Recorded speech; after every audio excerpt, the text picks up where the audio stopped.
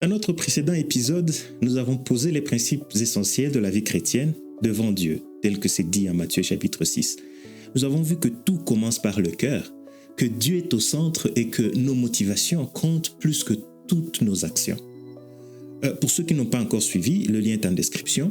Je vous invite à regarder pour avoir les principes de base que Jésus établit. Ils sont cruciaux pour la suite. Aujourd'hui, nous allons approfondir un aspect central de cette vie devant Dieu, la prière. Pour comprendre ce que Jésus veut nous enseigner, il nous faut poser les bases telles qu'il les a posées à ses disciples lors du sermon à la montagne. Les 18 premiers versets de Matthieu 6 parlent de l'aspect spirituel de la vie d'un chrétien. Les 16 suivants traitent de son quotidien. Nous allons aborder ces deux aspects, mais chacun à son tour. Dans le premier aspect, Jésus insiste de manière étendue sur la prière et le jeûne. Nous allons nous attarder dans les séries qui vont suivre sur cet aspect, en commençant aujourd'hui et dans l'épisode suivant par la prière.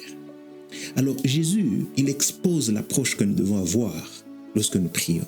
Il dit du verset 5 à 8, « Lorsque vous priez, ne soyez pas comme les hypocrites qui aiment à prier debout dans les synagogues et au coin des rues, pour être vus des hommes. Je vous le dis en vérité, ils reçoivent leur récompense. Mais quand tu pries, entre dans ta chambre, ferme ta porte et prie ton Père qui est là dans le lieu secret, et ton Père qui voit dans le secret te le rendra. En priant, ne multipliez pas de vaines paroles comme les païens qui s'imaginent qu'à force de paroles, ils seront exaucés. Ne leur ressemblez pas, car votre Père sait de quoi vous avez besoin avant que vous le lui demandiez. » Lorsque Jésus enseigne la prière, la première chose qu'il met en avant est l'hypocrisie. Au premier abord, cela semble surprenant. Quel rapport entre l'hypocrisie et la prière? Mais si nous ne faisons pas attention, nous passerons à côté de l'approche que Jésus veut nous montrer. Il expose la réalité du péché. Il nous suit même dans la présence de Dieu. Le focus sur nous-mêmes, sur notre propre personne. Le péché ne nous éloigne pas seulement de Dieu, il ne nous éloigne pas seulement du Seigneur. Il est tellement subtil que même dans la présence de Dieu, il peut se cacher dans notre cœur. Rappelons-nous que dans le livre de Job, lors d'une réunion des fils de Dieu, Satan était là. Même dans la présence de Dieu, il n'a pas peur de s'immiscer.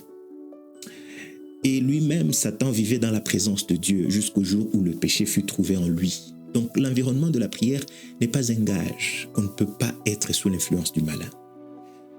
Le péché ne se résume pas aux actions. Il consiste en une disposition, en un état d'esprit, à la disposition du cœur. Le péché, c'est se mettre en avant soi-même, être le centre de tout. Ne pas faire de Dieu la priorité, et ce même dans la prière. Quand on voit les ivrognes, les prostituées, les voleurs, on se dit, voilà les pécheurs. On ne se sent pas concerné. C'est la même raison qui fait que l'homme naturel pense ne pas avoir besoin d'un sauveur. Et il se dit, de quoi ai-je besoin d'être sauvé? Nous avons besoin de comprendre ces choses, même après avoir reçu Christ. Rappelons-nous que ce sermon était adressé à des disciples qui avaient déjà accepté de suivre Jésus. Alors ici, Jésus n'apprend pas à ses disciples des techniques de la prière du genre comment prier 5 heures sans arrêt, comment attirer l'atmosphère de la présence de Dieu ou comment ouvrir les écluses des cieux. Non. Il a commencé ce chapitre en disant « Gardez-vous de pratiquer votre justice devant les hommes ».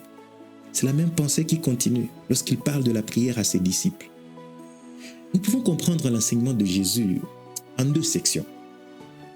Il existe une mauvaise façon de prier et une bonne façon de prier. Alors, commençons par la mauvaise façon de prier.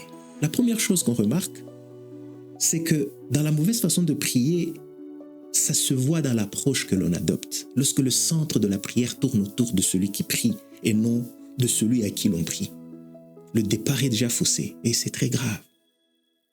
Jésus dit au verset 5, « Il y a des gens qui aiment prier debout dans les synagogues et au coin de rue pour être vus des hommes. » Le fait de prier dans les coins de rue est très frappant. Il y avait des heures de prière au temple. Et pour montrer qu'ils étaient pieux, certaines personnes n'attendaient même pas d'arriver au temple et se mettaient à prier dans les coins de rue. Le problème n'était pas la prière elle-même, mais le fait de ne pas comprendre le contexte dans lequel on se trouve, de juste remplir la tâche appelée prière et de vouloir être admiré des hommes. Certains n'étaient pas satisfaits tant qu'ils n'avaient pas prié au temple. Aujourd'hui, beaucoup de chrétiens attachent la présence de Dieu à des lieux physiques. Tant qu'ils n'ont pas prié sur l'autel de leur pasteur, de leur apôtre, tant qu'ils n'ont pas prié en étant dans un endroit précis, ils se disent qu'ils n'ont pas prié. On leur fait croire que leurs maisons sont hantées, qu'elles doivent être exorcisées avant tout. On a fini par attacher l'Esprit de Dieu à des endroits physiques, alors que Jésus dit lui-même, « L'heure vient où ce ne sera ni sur la montagne, ni à Jérusalem que vous adorerez le Père. Mais l'heure vient, et elle est déjà venue, où les vrais adorateurs adoreront le Père en esprit et en vérité, car ce sont les adorateurs là que Dieu demande. » Ici, Jésus amène une nouveauté, une révolution, en parlant aux gens qui étaient habitués de ne prier qu'au temple, de ne prier qu'à travers des sacrificateurs intermédiaires. Il encourage à prier dans sa chambre, même en fermant la porte dans le secret. Le second problème, après le lieu de prière, c'est la multiplication des paroles vaines. Au verset 7, Jésus dit, « En priant, ne multipliez pas de vaines paroles comme les païens, qui s'imaginent qu'à force de paroles, ils seront exaucés. » La question de la performance est un grand problème spirituel. On pense qu'à force des paroles, on va être exaucé. C'est une fausse doctrine et une mauvaise fondation de la foi. Beaucoup sont enseignés ainsi et quand ils ne sont pas exaucés, ils finissent par croire que Dieu n'existe pas et ils abandonnent la foi. Alors, les deux problèmes, le lieu et les paroles, démontrent que celui qui prie, il considère qu'il est plus important que Dieu lui-même qu'on est en train de prier. C'est une mauvaise approche de la prière. Le souci du lieu est qu'on veut être vu, être reconnu. Certains se montrent en public, d'autres se font remarquer par leur absence, car on sait qu'ils sont capables de passer des semaines, voire des mois enfermés en train de prier. Dans les deux cas, le problème est le même, qu'on sache que je prie. Alors le second problème, c'est la recherche des résultats, pas les paroles.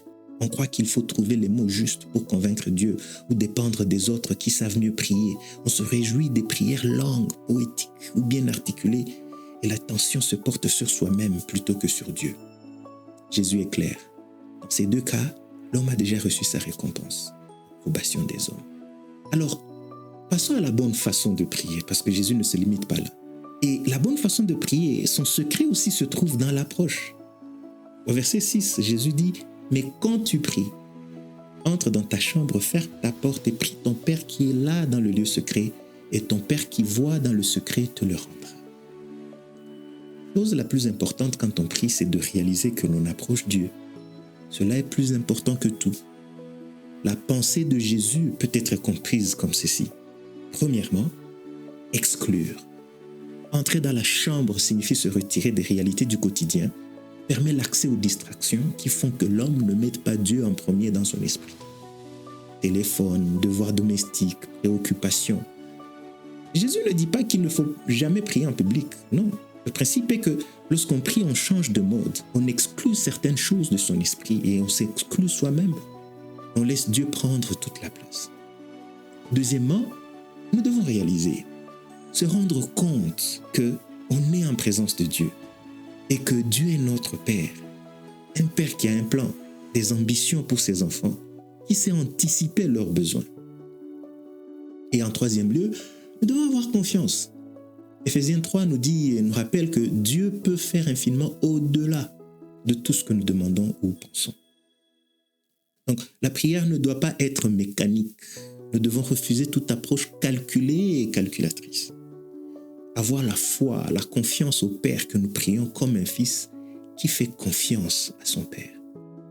Ne pas bousculer Dieu, mais lui faire confiance. Prier sans cesse ne veut pas dire multiplier les vaines paroles, mais être sans cesse dans sa présence. Lui faire confiance sans cesse. Lui laisser la priorité sans cesse. Donc on exclut, on réalise et on fait confiance. Et ton Père qui voit dans le secret te le rendra. Voilà pour aujourd'hui. Nous nous retrouverons très bientôt après avoir posé ces bases pour parler de la prière du Notre Père. Si vous êtes édifié, si vous pensez que beaucoup ont besoin de connaître ces prérequis de la prière, aimez cette vidéo, abonnez-vous à la chaîne et partagez pour que le message atteigne le plus grand nombre. Merci et à très bientôt.